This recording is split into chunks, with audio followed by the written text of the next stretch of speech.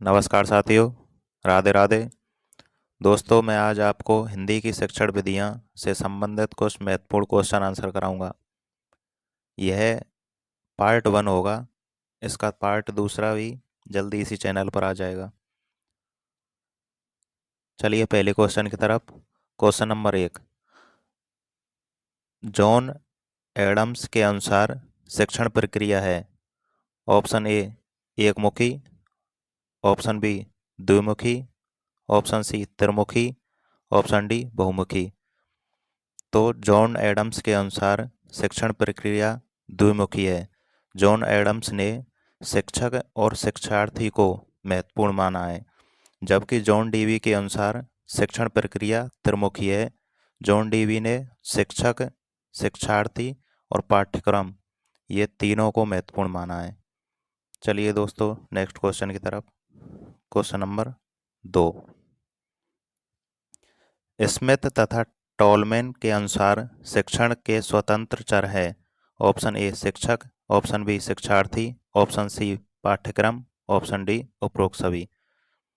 तो दोस्तों टॉलमैन ने स्वतंत्र चर शिक्षक को माना है। इसका आंसर ए सही हो जाएगा। और शिक्षार्थी को आश्रित चर तथा पाठ्यक्रम या शिक्षण विधि को मध्यस्थ चर माना है। चलिए नेक्स्ट क्वेश्चन की तरफ। Question number 3। कांठ्य निवारण को कहा जाता है।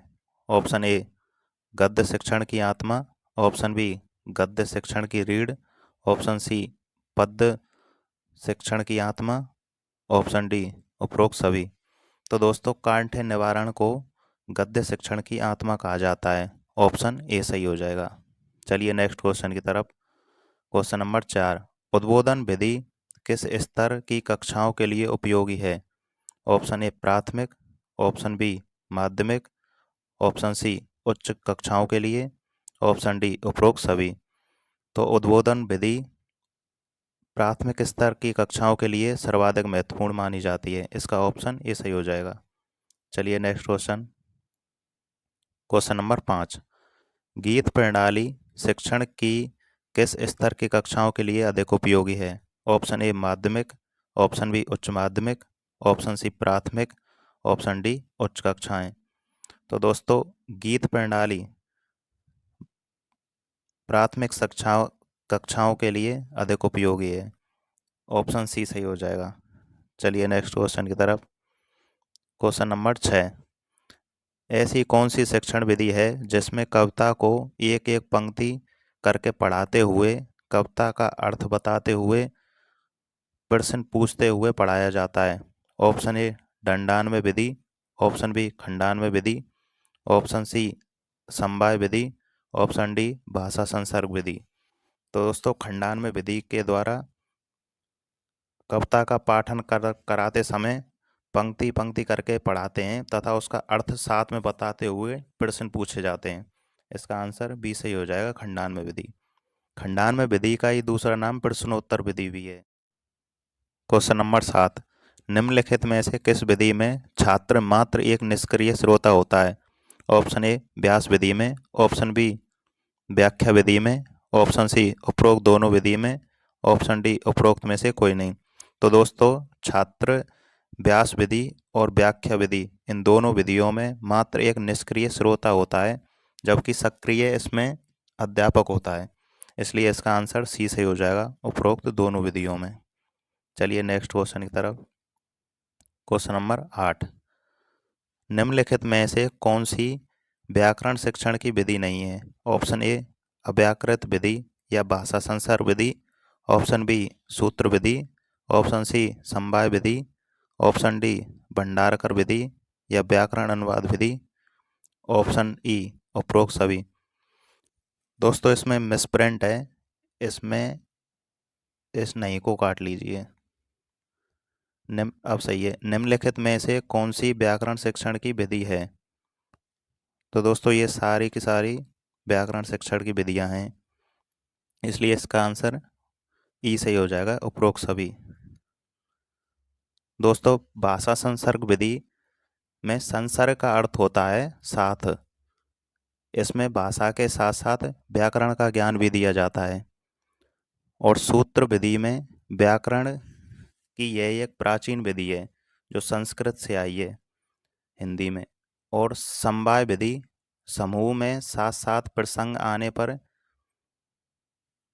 विषय वस्तु में ही व्याकरण संबंधी ज्ञान दे दिया जाता है। और भंडारकर विधि, इसमें व्याकरण और अनुवाद पर बल दिया जाता है। तथा द्वितीय भाषा शिक्षण की सर्वाधिक प्रचलित एवं प्राचीन विधि भंडारकर विधि को माना जाता है। चलिए दोस्तों नेक्स्ट क्वेश्चन की तरफ। क्वेश्चन नंबर 9, निम्नलिखित में से लेखन की शिक्षण विधि है। ऑप्शन ए मॉन्टेसरी विधि, ऑप्शन बी जैक्टॉट विधि, ऑप्शन सी रूपरेखा अनुकरण विधि, ऑप्शन डी उपरोक्त सभी। तो दोस्तों लेखन की शिक्षण विधियाँ ये सारी की सारियाँ हैं, इसलिए इसका आंसर डी सही हो जाएगा, उपरोक्त सभी। चलिए नेक्स्ट क्वेश्चन की तरफ।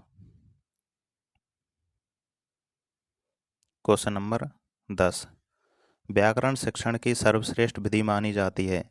ऑप्शन ए सूत्र विधि, ऑप्शन बी भाषा संसर्ग विधि, ऑप्शन सी आगमन निगमन विधि, ऑप्शन डी उपरोक्त सभी। तो व्याकरण शिक्षण की सर्वश्रेष्ठ विधि आगमन निगमन विधि को माना जाता है, इसका ऑप्शन सी सही हो जाएगा। चलिए नेक्स्ट क्वेश्चन की तरफ। क्वेश्चन नंबर 11, रायवर्न के अनुसार व्याकरण की शिक्षा प्रारंभ कौन सी कक्षा से कर देनी चाहिए। ऑप्शन ए कक्षा 1 से, ऑप्शन बी कक्षा 3 से, ऑप्शन सी कक्षा 5 से, ऑप्शन डी कक्षा 6 से। तो दोस्तों रायवर्न का मानना था कि बच्चों को व्याकरण की शिक्षा कक्षा 6वीं से प्रारंभ कर देनी चाहिए, इसका आंसर डी सही हो जाएगा। इसको याद रखने के लिए आप ट्रिक से याद कर सकते हैं। रायवर्न ने अपनी राय दी थी कि कक्षा 6 से बच्चों को व्याकरण पढ़ाई जाए। चलिए नेक्स्ट क्वेश्चन की तरफ। क्वेश्चन नंबर 12, निम्नलिखित में से कौन सा कथन सही है। ऑप्शन ए नाटक शिक्षण की आत्मा अभिनय को माना जाता है, ऑप्शन बी नाटक शिक्षण का मुख्य उद्देश्य संस्कार शिक्षा देना होता है, ऑप्शन सी उपरोक्त दोनों कथन सही हैं, और ऑप्शन डी उपरोक्त में से दोनों कथन गलत हैं। तो दोस्तों ये दोनों ही कथन सही हैं, ए और बी। नाटक शिक्षण की आत्मा अभिनय को माना जाता है तथा नाटक का मुख्य उद्देश्य संस्कार की शिक्षा देना होता है।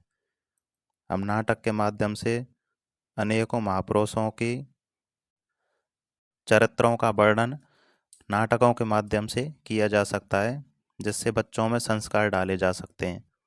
चलिए नेक्स्ट क्वेश्चन की तरफ।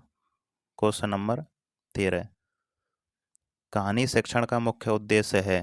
ऑप्शन ए स्मरण शक्ति का विकास करना, ऑप्शन बी कल्पना शक्ति का विकास करना, ऑप्शन सी उपरोक्त दोनों, ऑप्शन डी उपरोक्त में से कोई नहीं। तो दोस्तों कहानी शिक्षण का मुख्य उद्देश्य स्मरण शक्ति का विकास करना तथा कल्पना शक्ति का विकास करना दोनों ही होते हैं, इसका ऑप्शन सी सही हो जाएगा। चलिए नेक्स्ट क्वेश्चन की तरफ। क्वेश्चन नंबर 13, यह किसने कहा था कि जब भी शिक्षा देनी हो अथवा उपदेश देना हो तो कहानी के द्वारा देना चाहिए। ऑप्शन ए बेस्ट ने, ऑप्शन बी एडिसन ने, ऑप्शन सी बोरेन ने, ऑप्शन डी डाल्टन ने। तो दोस्तों यह एडिसन ने कहा था, इसका आंसर बी सही हो जाएगा। चलिए नेक्स्ट क्वेश्चन की तरफ। क्वेश्चन नंबर 14, प्राथमिक स्तर पर श्रेष्ठ कहानी विधि मानी जाती है। ऑप्शन ए प्रश्नोत्तर विधि, ऑप्शन बी चित्र प्रदर्शन विधि, ऑप्शन सी अधूरी कहानी पूर्ति विधि, ऑप्शन डी समवाय विधि। तो प्राथमिक स्तर पर सर्वश्रेष्ठ कहानी विधि चित्र प्रदर्शन विधि मानी जाती है। इसमें चित्र को दिखा के कहानी बताई जाती है। चलिए नेक्स्ट क्वेश्चन की तरफ। क्वेश्चन नंबर 15, निम्नलिखित को सुमेलित करें। इसमें एक तरफ शिक्षण दिया हुआ है, दूसरी तरफ इसका मुख्य उद्देश्य, इसको आपको मिलान करना है। व्याकरण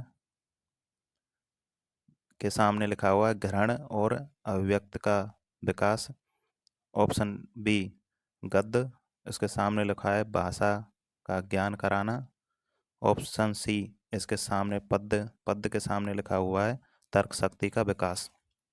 तो दोस्तों इसमें व्याकरण शिक्षण का मुख्य उद्देश्य होता है भाषा का ज्ञान कराना, और गद्य शिक्षण का मुख्य उद्देश्य होता है ग्रहण और अभिव्यक्ति का विकास करना, और पद्य शिक्षण का मुख्य उद्देश्य होता है,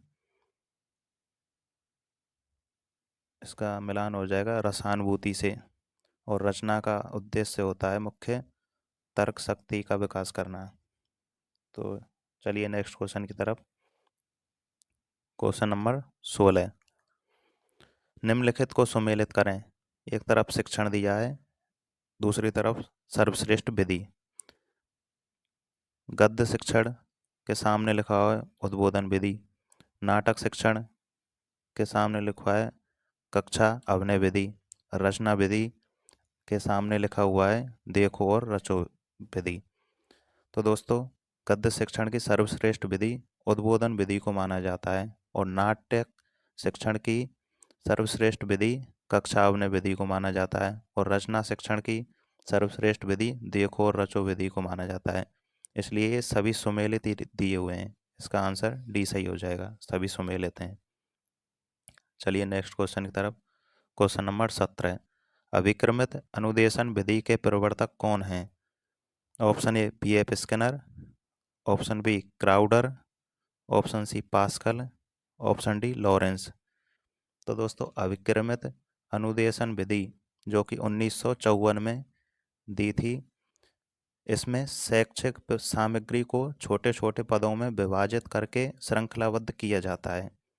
यह बी.एफ. स्किनर ने दी थी, इसका आंसर ये सही हो जाएगा। यह 5 प्रकार के होते हैं।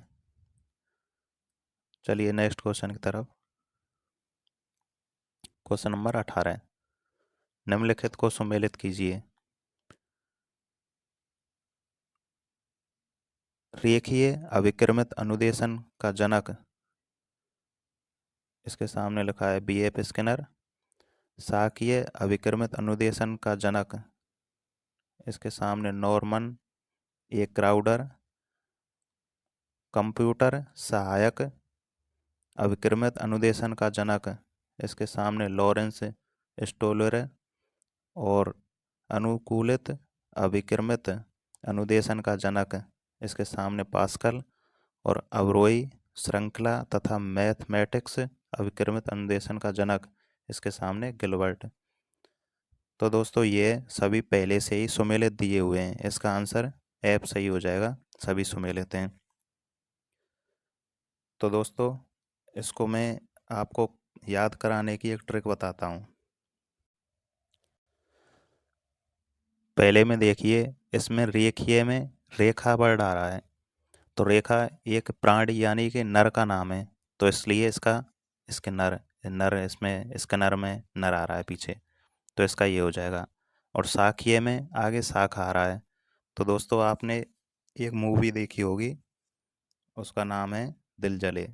उसमें शाखा होता है, शाखा अजय देवगन होता है, उसका दहशत होती है लोगों के दिलों में। तो नॉर्मल लोगों के दिलों में उसका डर बैठा हुआ होता है, इसलिए इसमें नॉर्मन एक क्राउडर में पीछे डर आ रहा है, मतलब जिसमें डर आएगा वह शाखीय वाला होगा। और कंप्यूटर, इसमें कंप्यूटर आ रहा है, इसका लॉरेंस स्टूलेर है। तो दोस्तों लॉरेंस बिश्नोई है एक, उसका दिमाग है कंप्यूटर की तरह चलता है, इसलिए लॉरेंस जिसमें आ रहा है उसमें कंप्यूटर वाला हो जाएगा। और जिसमें मैथमेटिक आएगा उसका गिलबर्ट होगा। और अनुकूलित अनुक्रमित अनुदेशन का जनक पास्कल, इसका पास्कल है। चलिए नेक्स्ट क्वेश्चन की तरफ। क्वेश्चन नंबर 19, प्रायोजना विधि का जनक कौन है? Option A Froebel, option B Kilpatrick, option C Dalton, option D Watson. तो दोस्तों योजना या प्रयोजना विधि का जनक किलपैट्रिक को माना जाता है, इसका ऑप्शन बी सही हो जाएगा, किलपैट्रिक। तो दोस्तों इसके नाम से ही इसके जनक को याद करने की एक मैं आपको ट्रिक बताता हूँ। इसमें नाम में किल पैट्रिक आ रहा है। किल का मतलब होता है मारना, और पैट्रिक ऐसा शब्द है जैसे मानो पैट्रिक पिताजी वो कह रहे हैं। तो प्रे योजना मतलब प्रे को मतलब पहले, योजना को मतलब योजना बनाना, किल मारने की, पैट्रिक मतलब पिताजी को। तो पिताजी को पहले मारने की योजना बनाई, ऐसे याद रखना है आपको। प्रयोजना विधि का जनक है किलपैट्रिक। चलिए नेक्स्ट क्वेश्चन की तरफ। Question number 20। प्रयोजना विधि में कुल कितने सोपान हैं? Option A 4, option B 5, option C 6, option D 3। प्रयोजना विधि में कुल 6 सोपान माने जाते हैं। दोस्तों यह क्वेश्चन पहले पूछा हुआ है जिसमें सबसे पहला सोपान होता है परिस्थिति का निर्माण करना। सबसे पहले परिस्थिति का निर्माण किया जाता है, फिर उसमें दूसरा सोपान होता है प्रयोजना का चुनाव करना। इसमें प्रयोजना का चुनाव करते हैं। तीसरा सोपान होता है योजना बनाना। चौथा सोपान होता है योजना का क्रियान्वयन करना। और पांचवा सोपान होता है मूल्यांकन। और छठा और अंतिम सोपान होता है लेखा जोखा करना। तो दोस्तों एक बार ये क्वेश्चन भी पूछा हुआ था कि प्रयोजना विधि का अंतिम सोपान कौन सा होता है, तो आपको उसका आंसर लगाना है लेखा जोखा करना। चलिए नेक्स्ट क्वेश्चन की तरफ। Question number 21। दल शिक्षण या समूह शिक्षण के प्रवर्तक कौन हैं? ऑप्शन ए मिशिगन तथा Harvey, option B John Dewey, option C Montessori, option D Cook. तो दोस्तों दल शिक्षण या समूह शिक्षण के प्रवर्तक मिशिगन तथा हार्वे को माना जाता है। तो दोस्तों इसे मैं आपको नाम से याद कराता हूँ। मान के चलिए आप कहीं किसी दल में या समूह में किसी से लड़ रहे हैं और वहाँ आप हार रहे हैं, तो आप गन का उपयोग करेंगे। गन मतलब बंदूक का उपयोग करेंगे। इसलिए आपको इस विधि को इसी प्रकार से याद रखना है कि समूह शिक्षण में जब आप जाएं तो मिशिगन तथा हार्वे ये दोनों का नाम याद रखना है। चलिए नेक्स्ट क्वेश्चन की तरफ। Question number 22। पर्यवेक्षित विधि के जनक कौन हैं? Option A Dodson, option B डेजी मोरवन, option C Morrison, option D Gouin महोदय। तो दोस्तों इसका सही आंसर होगा डेजी मोरवन। दोस्तों आपको इसको इस तरीका से याद रखना है, जैसे पर्यवेक्षण को मान के चलिए कि ये पर्यावरण लिखा हुआ है, तो पर्यावरण में मोर और वन होते हैं। लगभग पर्यवेक्षित पर्यावरण की तरह ही लिखा हुआ है। इस तरीका से आपको ये याद रखना है। चलिए नेक्स्ट क्वेश्चन की तरफ। Question number 23। खेल विधि के जनक कौन हैं? Option A Caldwell Cook, option B Froebel, option C Montessori, option D Skinner. तो इसका सही आंसर हो जाएगा कोल्डवेल कुक। आपको इसे याद रखना है। कुक कुक एक दक्षिण अफ्रीका का खिलाड़ी है, क्रिकेटर है जो खेल खेलता है।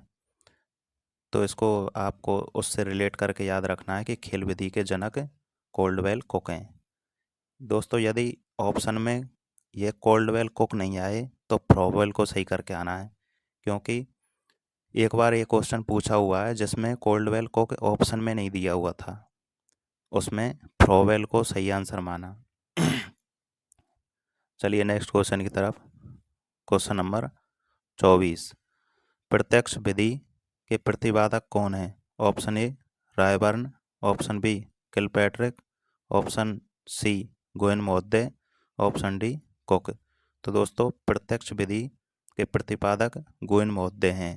ऑप्शन सी सही हो जाएगा। चलिए नेक्स्ट क्वेश्चन की तरफ। Question number 25। ऐसे खेल विधि जो 3 से 7 वर्ष की आयु के बालकों हेतु उपयोगी है, जिसमें कक्षा व्यवस्था तथा समय की बंदिश नहीं होती है, नहीं होता है, जिसमें मांसपेशियों तथा ज्ञानेंद्रियों को प्रशिक्षण दिया जाता है वह विधि है। ऑप्शन ए मोंटेसरी विधि, ऑप्शन बी बिनेट का विधि, ऑप्शन सी डाल्टन विधि, ऑप्शन डी उपरोक्त सभी। तो दोस्तों इसका आंसर होगा मोंटेसरी विधि। मोंटेसरी विधि में कक्षा की कोई खास व्यवस्था नहीं होती है तथा समय की कोई बंदिश नहीं होता है, जिसमें 3 से और 7 वर्ष की आयु के बालकों के लिए उपयोगी होती है। मोंटेसरी विधि मारिया मोंटेसरी के द्वारा दी गई थी। चलिए नेक्स्ट क्वेश्चन की तरफ। Question number 26। किंडरगार्टन विधि के जनक कौन हैं? Option A Caldwell Cook, option B Froebel, option C Montessori, option D Skinner.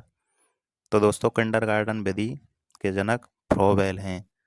इसको आपको नाम से याद रखना है। किंडरगार्टन में ये गार्डन वर्ड आ रहा है और फ्रोवेल में बेल वर्ड आ रहा है।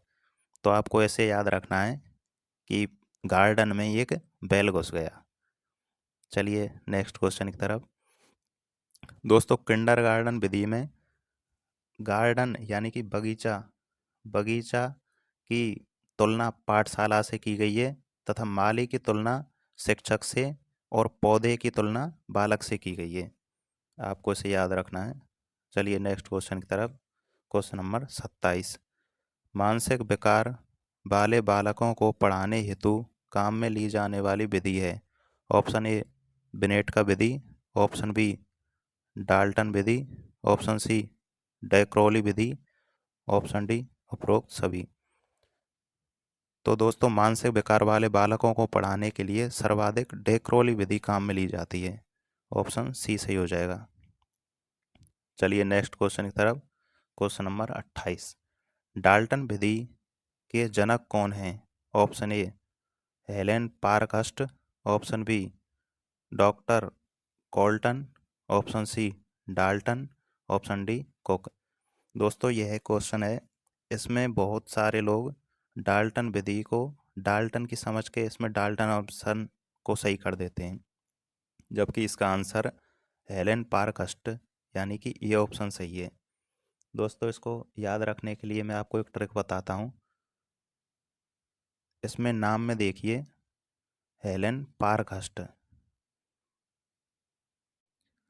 आ रहा है और डॉल्टन में ऐसा वर्ड आ रहा है डोल, यानी कि पार्क में डोल।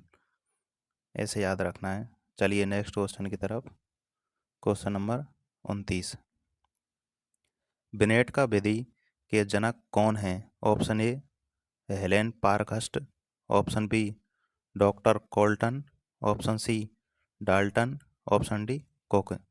तो दोस्तों बिनेट का विधि के जनक डॉक्टर कोल्टन हैं। इसका बी ऑप्शन सही हो जाएगा। चलिए नेक्स्ट क्वेश्चन की तरफ। Question number 30। बेसिक शिक्षा विधि के जनक कौन हैं? Option A Nehru, option B Mahatma Gandhi, option C Rabindranath Tagore, option D Lal Bahadur Shastri. तो दोस्तों बेसिक शिक्षा विधि के जनक महात्मा गांधी हैं। इसका आंसर बी सही हो जाएगा, महात्मा गांधी।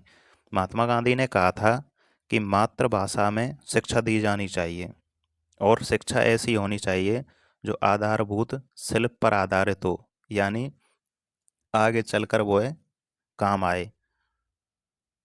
तो दोस्तों आज ये हिंदी के शिक्षण विधियों से संबंधित महत्वपूर्ण 30 MCQ थे। इसका नेक्स्ट पार्ट भी बहुत जल्दी उपलब्ध हो जाएगा। यदि दोस्तों आपको वीडियो अच्छी लगी हो तो लाइक करें और हमारे चैनल को सब्सक्राइब करें। ज़्यादा से ज़्यादा वीडियो को शेयर करें। धन्यवाद दोस्तों। राधे राधे।